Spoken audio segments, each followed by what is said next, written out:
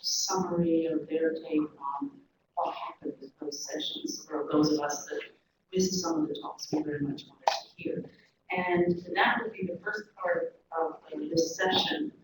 And then we've asked some of those same chairs and some other people to come up, and we gave them a challenge of, can you in 3 sentences or less say something that you took home from this symposium, a lesson for ICRISAT, something that was missing, you were upset wasn't here, some thought that you have. But we're going to keep those very, very short so that we have time, and maybe those will just generate some discussion from you. And so those are going to not be lectures, they're going to be very short. And I'll have to get a wood or an umbrella out if they aren't. Okay, so let me invite up right now Harold Roy McCauley, Greece Innovative, Swapon Dada, and Michelle to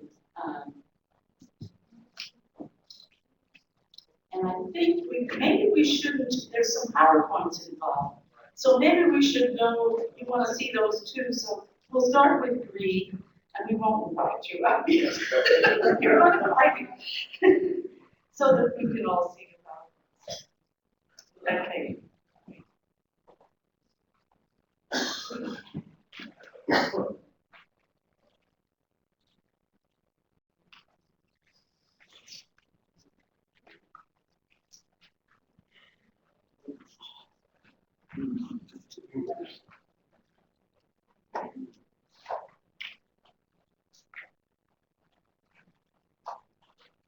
Okay, I will try very rapidly to take you through the main points from our session yesterday. We had 2 presentations, 2 very interesting presentations, and we had a very lively discussions after the presentations. The first was Innovation, Incentives and Empowerment, Essential Ingredients to Ensuring Global Security by Prem Warrior. And the second was Role of Gender in Smallholder Farming by Liber. So we have tried to put down the main messages from those presentations.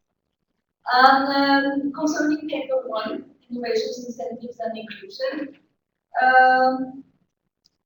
it was emphasized that the Melinda and Bill Gates foundations are going to focus both globally and regionally, and emphasize on the need for strategic partnerships, innovative partnerships for catalytic change, involving all stakeholders.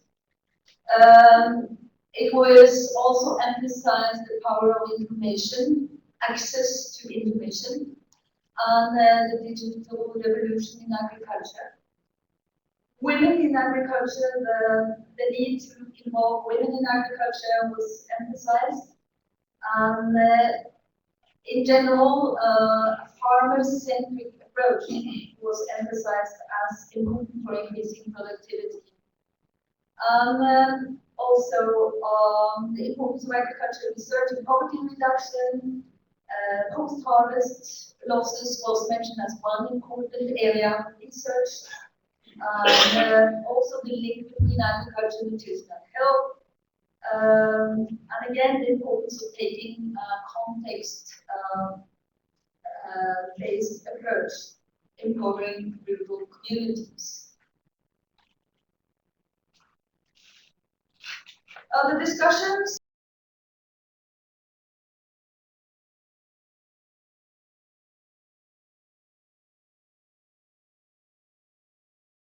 focus on innovations that address persistent problems, also the importance of increased public investment for education and information within agriculture, the need for focusing on higher tertiary agriculture education was emphasized, and also the importance of both social and natural sciences to solve the problems. These were the main points from the first presentations. The second presentation was about what is the role of gender in smallholder farming. This is just some bullet points with regard to the presenters' conclusions on what needs to be done. Some of the points: end gender discrimination under the law. Free rural women. That means reduce working burden to make women able to participate in lucrative activities, income-generating activities. They focus on building human capital for women and girls while trying to include women or mainstream gender into agricultural research. And also social capital by strengthening rural organizations and local institutions.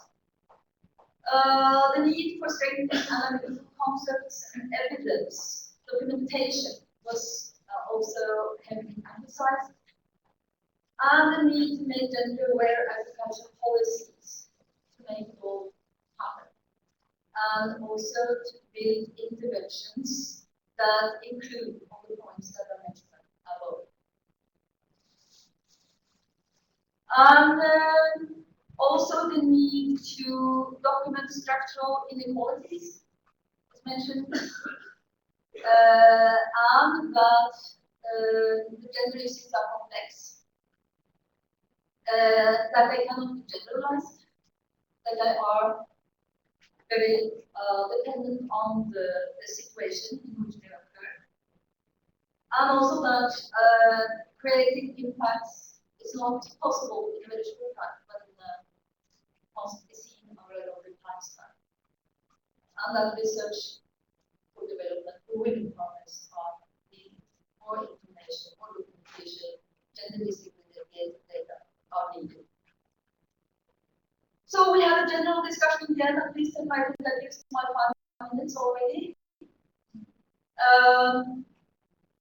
We asked the question why gender mainstreaming is not happening, though it's talked about so much during many years.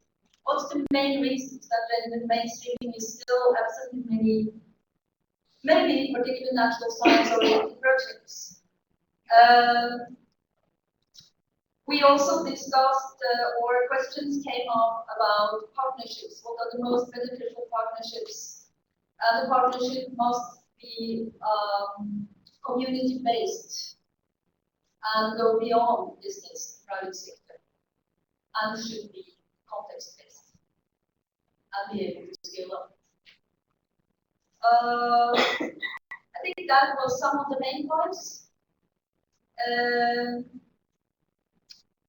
And we also had questions and discussions about how would we be empowered within agricultural systems. So these were the main points. I don't think I should go further. Maybe Cynthia, the rapporteur, or the presenters could add some points that I have not read. Any points that should have been mentioned?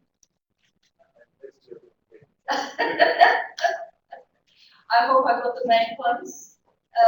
What about the FAO gender specialist? It's okay? Okay. Thank you.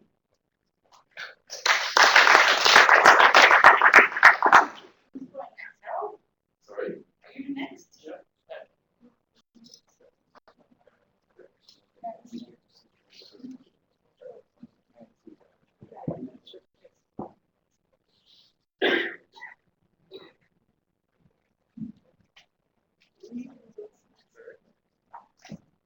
Right, so the two presentations, the first one on resilient smallholder farming systems for changing the world by Professor Snap. And the second on how to find smallholder farmers address soil fertility by Auditorium. Now these two presentations were complementary, and but I'm going to present them separately. The first one started with the challenges, and this bordered on the three main challenges: volatile input and markets, climate change, and stable crops. And then the fact that sustainable intensification pathways were to help farmers cope with these challenges, including knowledge of the underlying principles.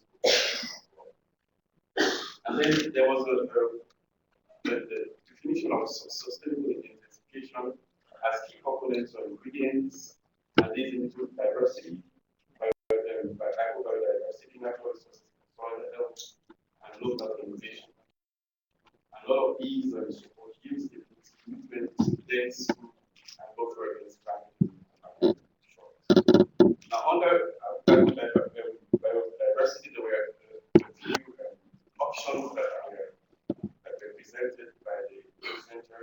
This includes simplified crop systems, seed and living systems with trade-offs, biomass for marginal areas, nitrogen and phosphorus legumes, triple service legumes that contribute to resilience, food and fodder, and mention was made of animals for food and consumer, semi-perennial legumes, agroforestry, and double up legumes, triple crop of grain, biomass resilience. On the soil health, the other systems and options that represented maize and other cereals, longleafs, legumes, and multiple service resilience systems. And here I just want to stress on the fact that water use efficiency was mentioned as providing biomass to provide cover and then the last was participatory action research to address opportunities and niche windows. And this provided innovation and co-learning among farmers and different stakeholders to enhance adaptation and adoption of technologies. And there was also the inclusion of models to optimize best options and to understand trade-off combinations. On the second presentation, how should smallholder farmers address soil fertility? There are also challenges, two challenges presented: high nutrient rate and the close to zero fertility use. And there are reactions over different periods to these challenges. Between the 1980s and 1990s, moving from green emissions to organic inputs, and between 2000 and 2010, soil fertility there, and the focus on integrated soil fertility management and also renewed focus on fertilizers, notably the atmospheric declaration and access to a demand for fertilizer. This presentation, during this presentation, key lessons learned on solutions to improve soil fertility were presented. And this includes available and appropriate solutions, technology versus participatory work solutions, focus on crop performance, sustainable intensification of crop production. So this made the link with the first presentation. Focus on diversity of solutions, including flexible options, multiple complex solutions, and the mention was made that multiple complex solutions are knowledge intensive, and they eventually involve farmer participation. And as such, the management, education, and availability of research content regards to regards to farmers' involvement in the system. And that research is important in building the knowledge base, developing things, and obviously the last point was again markets as a key to initiating intensification. In a debate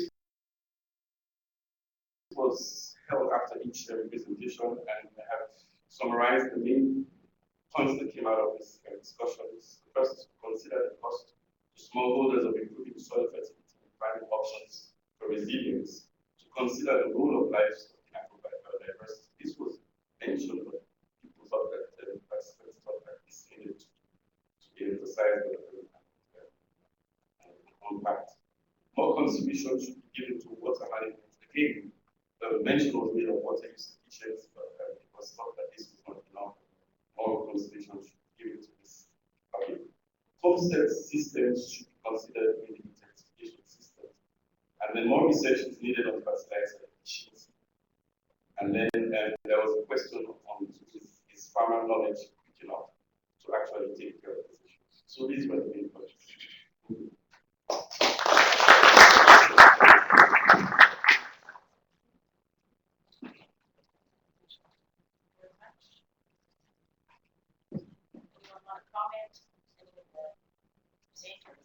Oops. Okay. All right, swap one.